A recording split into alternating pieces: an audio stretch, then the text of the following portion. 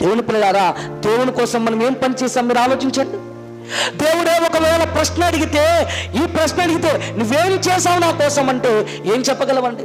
365 రోజులు ఒక మనిషికి రావడానికి దేవుడు ఎంత ఆలోచించాడో ఏమంటే ఒక లెక్క చూపిస్తాడు చూడండి.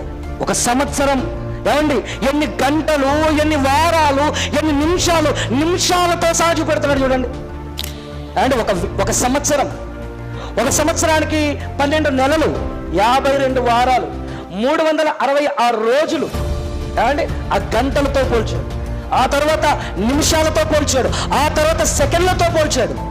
ఏమండి ఇన్ని సెకండ్ల సమయాన్ని దేవుడినికి ఎందుకు ఇచ్చాడు? ఇన్ని నిమిషాల సమయాన్ని దేవుడినికి ఎందుకు ఇచ్చాడు? ఇన్ని గంటలు, ఇన్ని వారాలు? దేవుడు లెక్క అడుగుతాడండి. దేవుడు ప్రశ్నిస్తాడండి, ఏం చేశావు నా కోసం?